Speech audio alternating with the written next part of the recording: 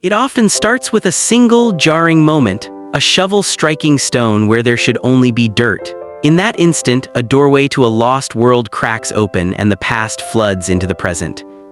Welcome to Archaeological Discoveries, the series where we step through those doorways.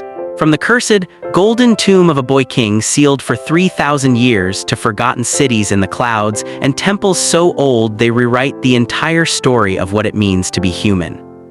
This is a journey we all share, a quest to uncover our own forgotten story. To help us unearth more of these lost worlds, join our expedition by subscribing and hitting that like button. And in the comments, tell us where you're watching from. Let's see just how far these echoes from the past can travel.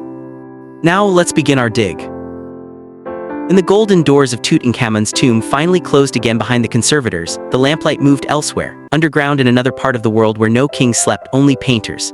Thousands of years before Egypt learned to carve hieroglyphs, humanity had already learned to dream aloud in color. In a valley of limestone and oaks in southern France, a small fissure opens in the rock. Step through and you do not find gold or thrones, you find motion. In 1944, boys chasing a dog stumbled into a hidden shaft and lit their kerosene lamps. The flame revealed walls alive with animals, bison, horses, stags, rhinos, all rushing, twisting, galloping endlessly around them. The Lascaux cave paintings had waited almost 17,000 years for that moment. When light touched pigment, time collapsed. The boys shouted, frightened not because of ghosts but because the walls seemed to breathe. In the trembling glow, the painted herd moved. These drawings are more than decoration.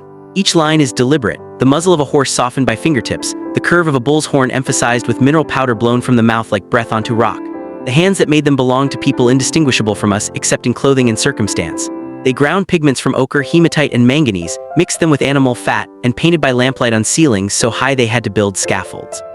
They worked together generation after generation, carrying torches that smoked but never extinguished their vision.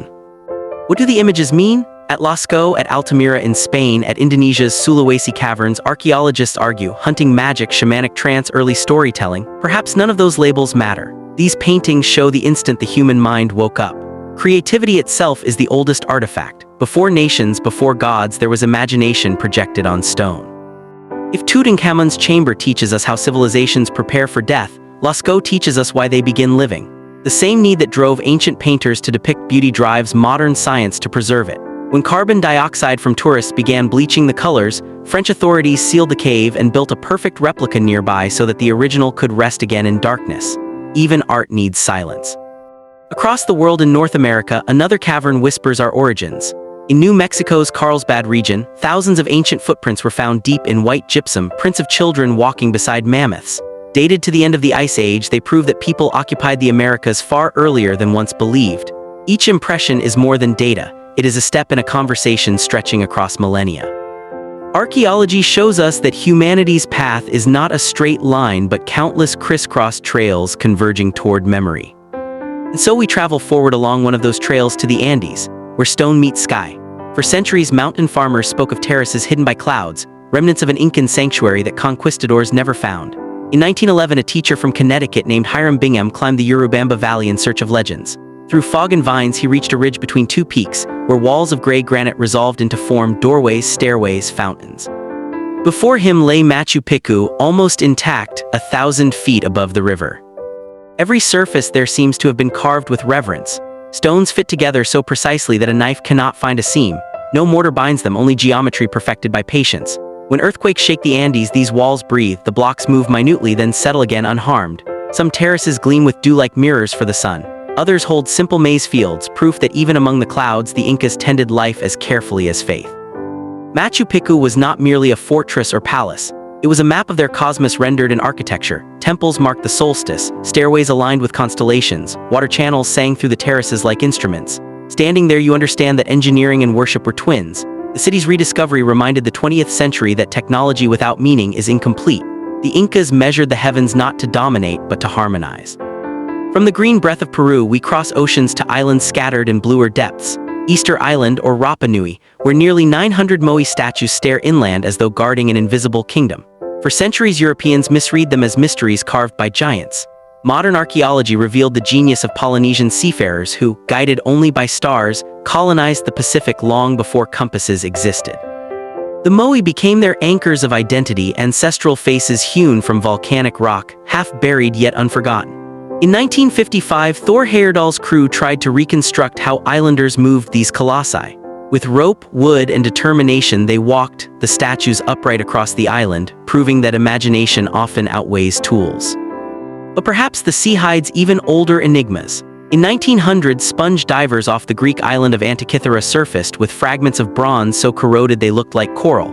For decades, they sat ignored in a museum drawer until 1950s scientists photographed them under X-ray.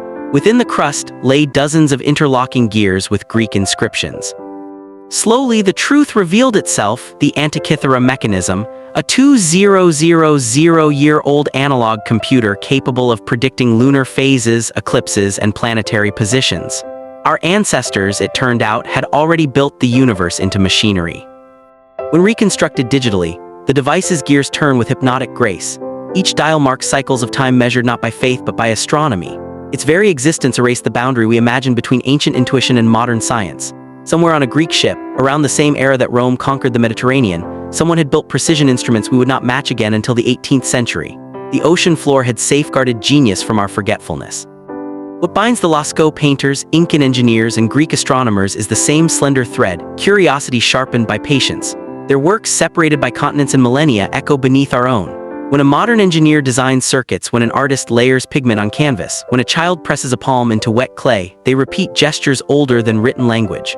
Archaeology simply unveils the continuity. It reminds us that discovery is rarely discovery in the strict sense; it is recognition. We find in the ground what already exists within us: the urge to create, to order, to remember. That is why every unearthing feels familiar, like meeting an ancestor whose face you half recognize. The past is not a foreign country but an unfinished conversation, murmuring through dust and stone until someone answers. And the conversation will lead us inevitably toward more wonders. Toward the terracotta ranks of China's buried army, toward temples raised before agriculture, toward scrolls untouched for 2,000 years. But for a moment, picture this scene as the reel slows: a torch flickering across prehistoric horses, wind sliding over Machu Picchu's terraces, seaweed furling around bronze gears in the deep. From cave to city to sea, the earth has been whispering in languages of color, stone, and metal long before we learned to measure time. Every revelation so far suggests one truth that archaeologists know in their bones: the world is still full of unopened doors. For each Lascaux uncovered, another waits unseen. For every pharaoh's tomb, 100 nameless burials sleep beneath fields and oceans. The surface beneath our feet is thin. The real planet, the one made of memory, lies below. But this is not the end. The sands of time have only begun to whisper their secrets. What we've uncovered today is just one chapter of a story still buried beneath the earth, waiting for the next explorer to listen. In just a few days, our journey continues, deeper into the unknown. More lost worlds, more forgotten empires, more voices of the past calling out to be heard again. Until then, make sure you subscribe to Wisdom Archives and turn on the notification bell so you don't miss the next great discovery. And before you go, tell us in the comments where you're watching from. Let's see how far these echoes of history travel, across time and across the world. This is Wisdom Archives, edited by WM Edits, where the past still speaks.